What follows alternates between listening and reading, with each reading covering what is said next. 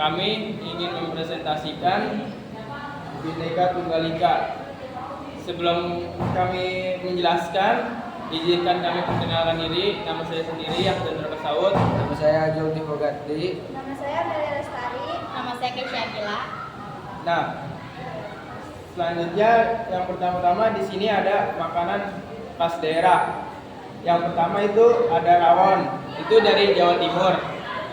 Rawon ini adalah makanan khas Jawa Timur, berupa sup daging sapi dengan kuah berwarna hitam yang berasal dari penggunaan kluwek. Nah, hidangan ini memiliki cita rasa gurih, sedikit manis, dan khas rempah Indonesia. Nah, yang selanjutnya itu ada papeda. Papeda itu dari Papua. Papeda adalah makanan tradisional khas Papua dan Maluku yang terbuat dari sagu. Biasanya makanan ini didampingi dengan sayur kuning atau sayur ikan kuning. Nah, selanjutnya itu ada bakso. Bakso itu dari seluruh Indonesia. Bakso ini adalah makanan yang terbuat dari campuran daging sapi guling atau daging sapi kambing. Bakso ini biasanya disajikan dalam kuah kaldu panas bersama mie, bihun, tahu, dan sayuran. Yang selanjutnya itu ada gado-gado. Gado-gado itu dari Jakarta atau Betawi. Gado-gado adalah makanan khas Betawi yang terdiri dari berbagai macam sayuran. Nah, yang selanjutnya soto berbagai daerah di Indonesia. Soto adalah makanan berkuah khas Indonesia yang terdiri dari kaldu, daging, ayam atau sapi, serta pelengkap seperti bihun, telur, dan sayuran.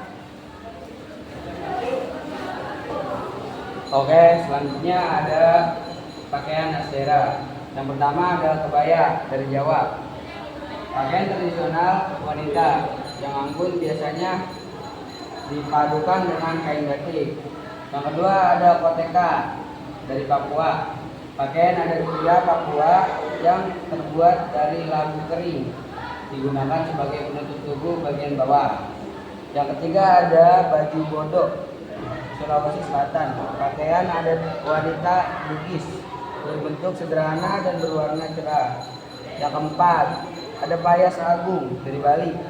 Pakaian adat Bali yang mewah digunakan saat upacara adat atau pernikahan. Yang kelima ada ulos Sumatera Utara. Kain khas Batak yang digunakan acara adat sebagai simbol doa dan restu. Yang ketiga itu ada tari serimping. Tari serimping Jawa Tengah. Tarian yang lembut dan anggun biasanya ditampilkan di keraton. Yang kedua ada tari bekong Jawa Barat. Tarian dengan gerakan indah dan energik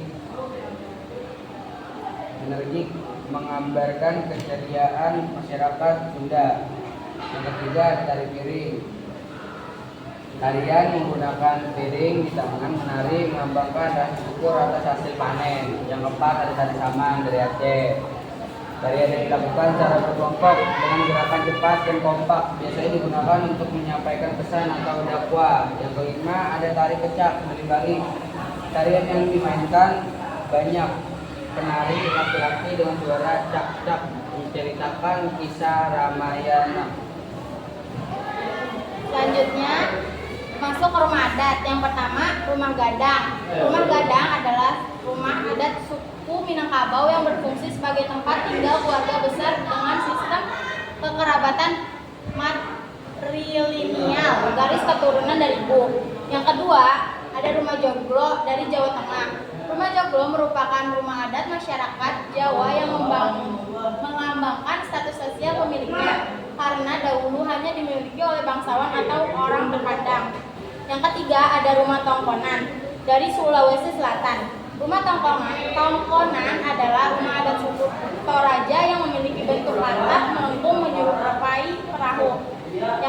ada rumah Honai dari Papua. Rumah Honai adalah rumah adat suku Dani di Papua yang berbentuk bulat dengan atap kerucut dari jerami atau ilalang.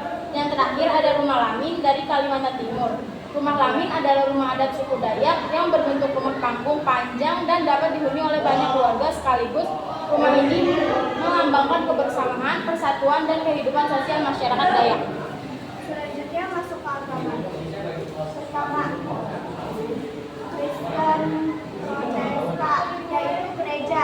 Gereja merupakan tempat ibadah umat Kristen Protestan untuk melakukan kebaktian, berdoa, dan memuji Tuhan.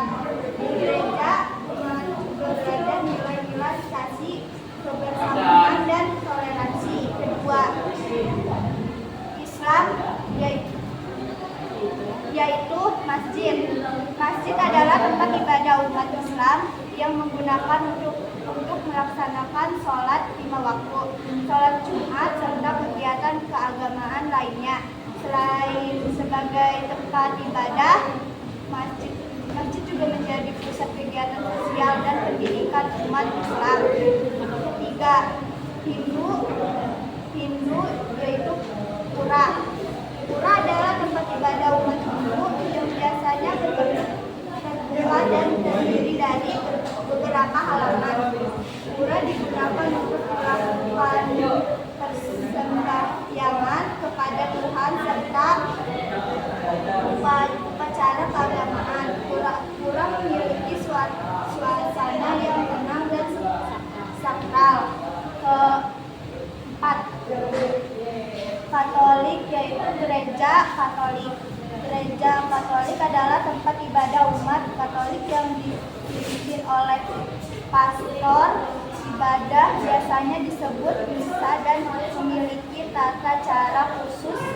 Gereja juga menjadi tempat pembinaan iman dan kegiatan sosial umat. Kelima, Konghucu, yaitu kelenteng. Kelenteng adalah tempat ibadah umat Konghucu yang memiliki ciri khas warna merah dan ornamen naga. Keenam, Buddha, yaitu vihara.